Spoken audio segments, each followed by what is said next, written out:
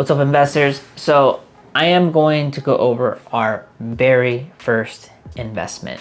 So I'm going to go over, I'm not going to go over too much of the process, but I'm really going to go over just the numbers. The process is a whole nother topic, but our first investment was a duplex. It was in Kern County in the state of California. It came with 2 units.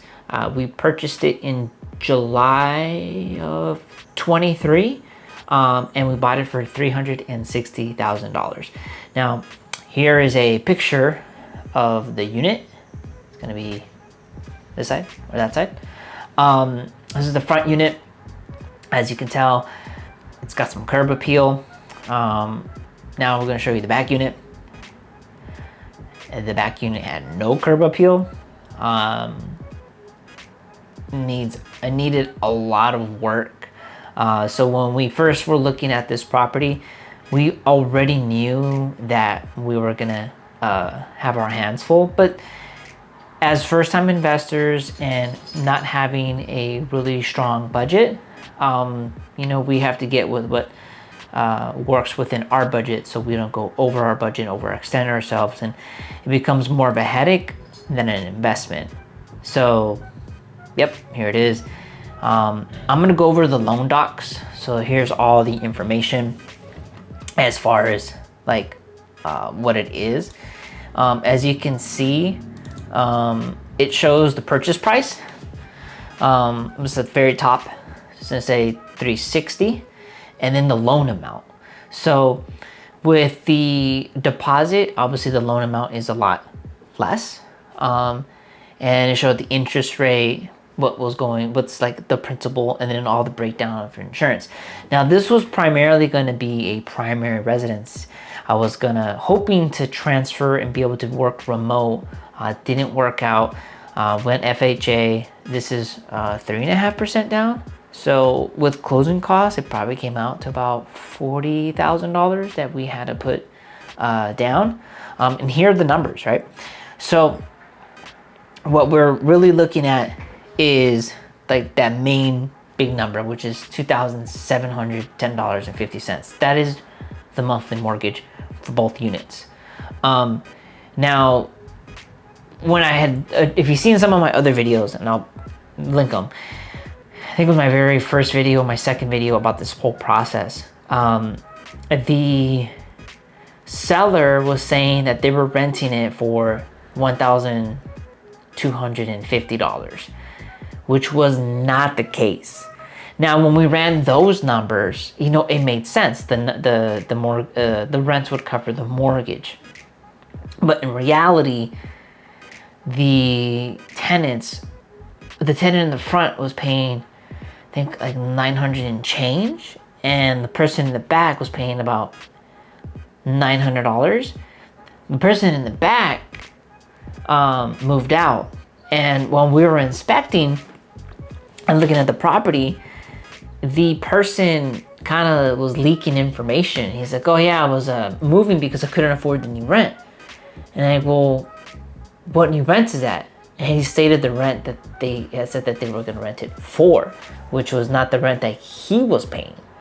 So in the estoppel in the agreement, they had stated that they were paying a certain dollar amount, which was not the case. So we'll get back to that later. Anyways, though, I'm going to show you like pictures of like the units, so that way you kind of know what we got into. So let me show you the back unit. So as you can see here, these are the bedrooms. Terrible. And this is not even showing like the flooring, because there was no flooring. It was just straight cement. So if you look at bedroom 1, they have carpet on the ground. That's a throw carpet because there was no flooring underneath. It was just straight cement. I mean, it was just unbelievable. Bedroom number 3, I believe, is the master bedroom. Just a little bit better, but still pretty terrible. And then there's bedroom number 2. where it was just bad, right? Now, before I get to the after pictures, let me get to the bathroom. Look at that. I mean, just look at that.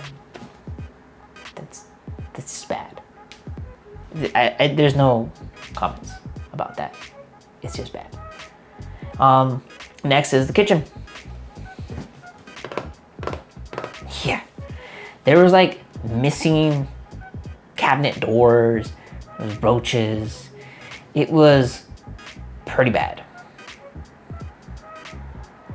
Here's the backyard before. This is all before pictures. All before pictures. Look at that. Just, the fence was just falling apart. It was like falling down. The fence was like as old as a property. Probably had never been replaced in 30 years. So we're working with, right? This is what someone was paying $1,200 rent. Not the case. So once everything's all said and done, right? So we close the deal, figure it all out, then we have to do the remodel. Now, when we're getting into this, I don't have a team, but I have my wife who was helping me out. And fortunately for me, I end up finding out that one of my uncles lives in that area and he's a general contractor. He came out in September of 2023 to kind of give me an estimate. And we decided to go with him, mainly because he's local and we know he did. I just had a feeling he did good work, mainly because my cousin on my mom's side told me that he did really good work. And my cousin is really particular. She's really likes things to be done correctly. So I knew my uncle was gonna be like solid. We had a delay in the starting of the remodel and the demolition because, you know, my wife was pregnant. We had her first son, and it was just a whole show. Anyways, though, let's show you those after pictures. Oh yeah, this is a big difference. It's like night and day. Oh yeah. It's good stuff. Good remodel, right? Oh yeah, completely different. Really good. Now, let's look at the backyard. Oh yeah, baby. Look at that. Brand new fence. Here's some turf. It still needs some work. It's not done. The last thing that we need to do is paint it. And that's gonna, you know, top it off. But look at this, right? Beautiful. So now that we got the back one fixed, the front one we can't fix.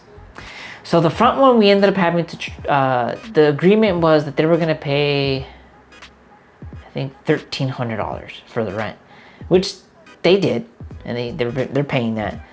We did a rent increase, and the one in the back, we're renting it for $1,650. Still really good price for what it is. Now, combine both of it, you're looking at a little bit over $3,000.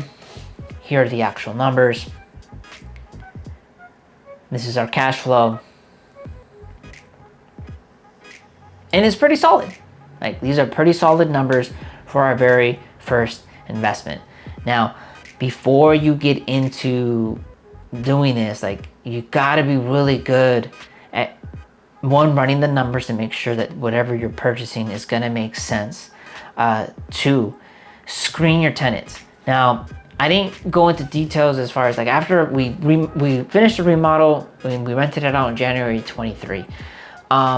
Those tenants didn't last very long. They ended up moving out. I made a big mistake by allowing them to move in.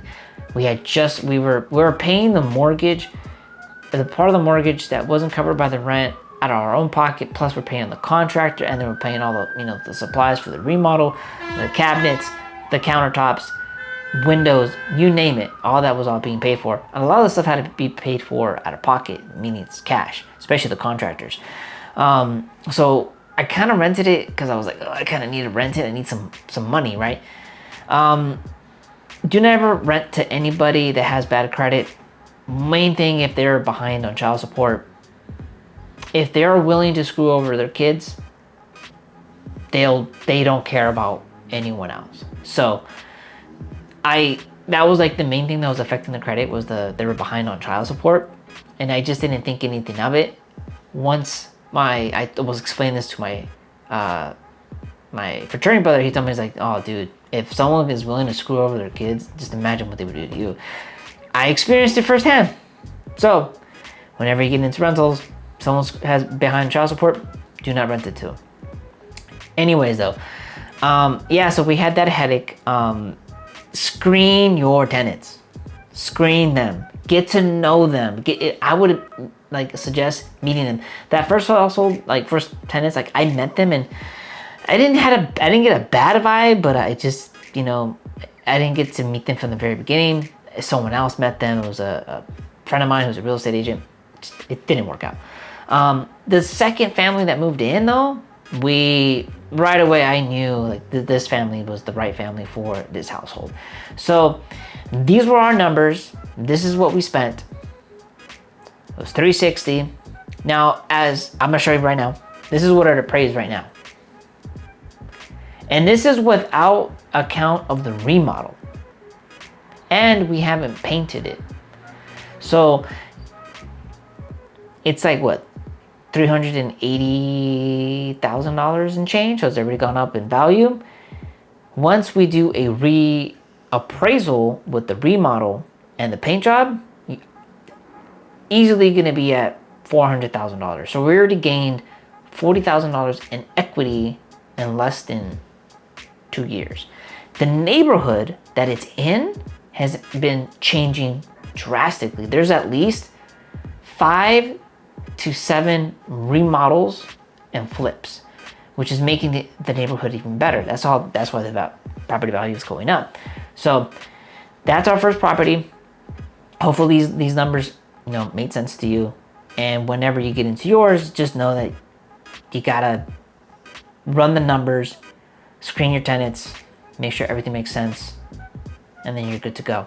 And then the fun part is getting number 2, which is coming soon. It's gonna be a little bit different this time because the rules for real estate change. Prior to, like when we bought our property in 23, the seller would pay the commission of the real estate agent. Now we have to pay our agent up front for their services. So we're trying to figure out how we're gonna do it, because we do a lot of our own research. And I say we, it's my wife who is on the phone and, you know, looking for deals. So it's a little different, but it's fine. It's just change. And obviously we'll documenting it and sharing it with you, so that way you'll know what to expect. If you like this type of stuff, want to keep learning, want to grow your portfolio like one property at a time, then stick around and watch my other stuff.